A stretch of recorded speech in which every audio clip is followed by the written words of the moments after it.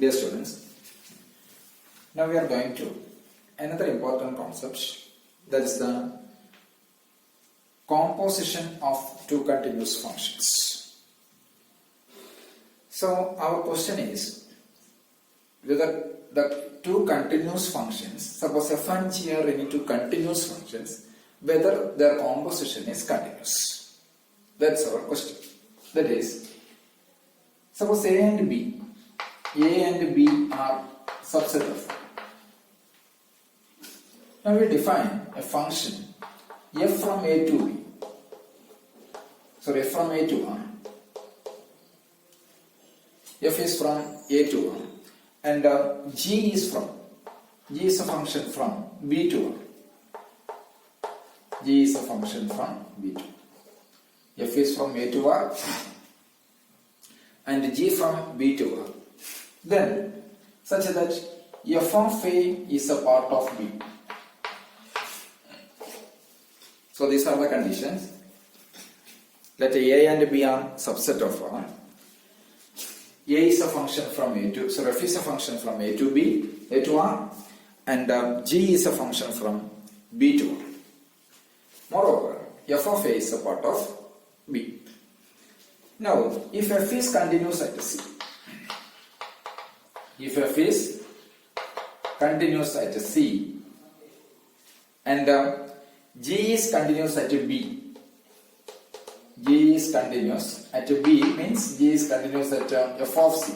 Suppose B is this f of C, small b. If f is continuous at C and G is continuous at f of C, where f of C is in where C fall in at C means G is continuous at f of C means f of C fall in where? F of C fall in B itself. F of C is an element in B. Okay. Then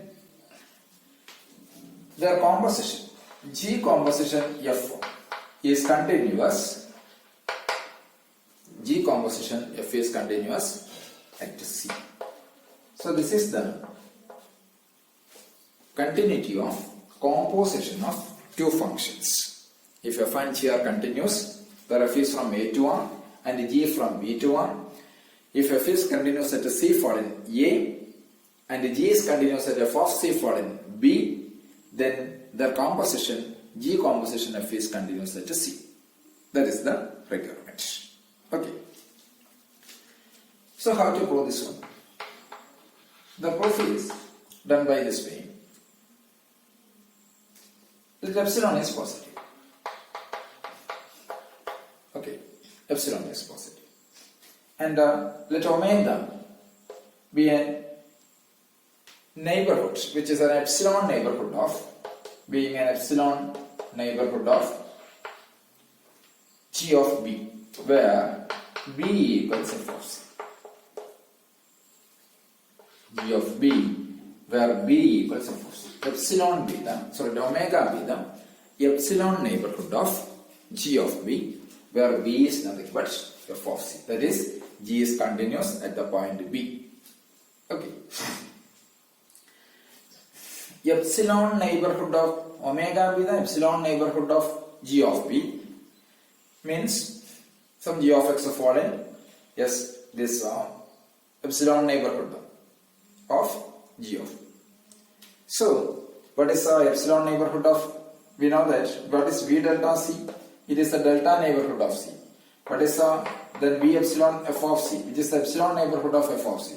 Here omega be the epsilon neighborhood of G of B. Means omega equals V epsilon of G of B. This is omega. So what is omega? That means omega equals V epsilon G of B. Means omega be the epsilon neighborhood of G of B. Sorry, G of B, where B equals f of C. Now, then there exists a delta neighborhood. There exists a delta neighborhood which is V of B. Suppose there exists a delta neighborhood of V of B. Why? What is delta neighborhood? The delta neighborhood of C means V delta C. So delta neighborhood V of B means V equals some V delta of B. B means F of C. So since what is G? G is a continuous function from B to R, and B means F of C. F of C fall in B. G is continuous at F of C, and V be the delta neighborhood of this F of C. Moreover, omega be the epsilon neighborhood of G of F of C. B means F of C. Okay. Then, if Y fall in, suppose Y be an element, Y fall in B. If Y fall in B, then if Y fall in V intersection B, what is V? V be the B delta B. Then, by the theorem, if Y fall in V intersection B, then clearly, what is this G of Y? G of Y fall in omega. Why? Because our previous result. If X fall in A intersection B delta C, then F of X fall in V epsilon of F of C. Okay. If Y fall in, here it is actually this. If this is nothing but if Y fall in A intersection, means here B intersection, what is B? V delta B. Then by the theorem, we know that F of X, instead of F of X, instead of F, here it is G. So it is X and Y. G of Y presents in where? G of Y presents in V epsilon C. Here G of Y presents in V epsilon G of B. This V epsilon G of B, what is G epsilon V of B? This is nothing but omega. Okay. So this is because of our previous theorem. If X fall in A, we know that this theorem. If X fall in A intersection B delta C, then F of X fall in V epsilon F of C. So this is an important, this is a well-known theorem. So according to this argument, if V plus Y presents in V intersection B, where V be the delta neighborhood of B, then G of Y presents in V epsilon G of B. Means G of Y presents in the it is epsilon neighborhood of G of B, which is read it as omega. So clearly, if Y fall in B, that means, and if Y fall in V intersection B, then G of Y fall in omega. So mark it as this relation. Consider this relation. Okay. But what is F? It is given F is continuous at C. F is continuous at C. F is continuous at C means then there exists a neighborhood, and there is a gamma neighborhood. There exists a gamma neighborhood of C. There exists a gamma neighborhood of C such that if X fall in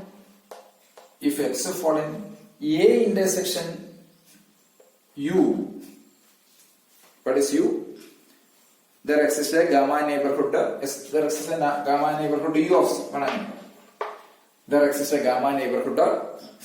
If since F is continuous at C, then there exists a gamma neighborhood U of C, such that if X fall in A intersection U, then what is F of X? This F of X fall in this V.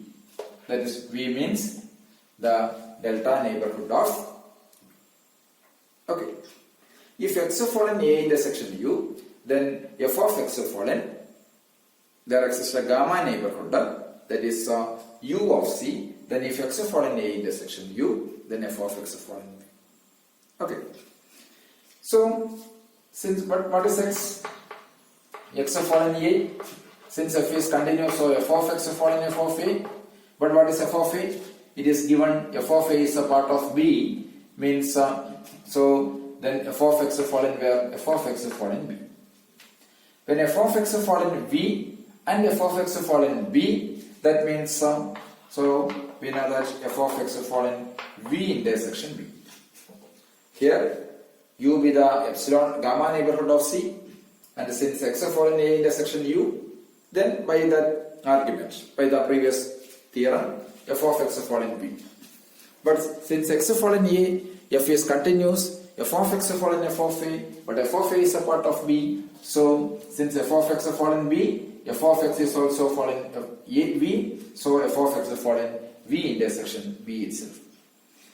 F of x fallen B, V intersection B, and g of y fallen omega, then there exists a gamma neighborhood u of c such that if then there exists a gamma neighborhood u of c such that if x fallen A intersection U or U intersection A, then g of f of x, then g of f of x are fallen where g of f of x fallen omega by the light of that argument. G of f of x fallen omega means what is g of f of x? G composition f of x fallen omega. What is omega? V epsilon g of b. So clearly g f of x, g composition f is continuous at C itself. Agreed. So the composition of two continuous function is also continuous. Clear?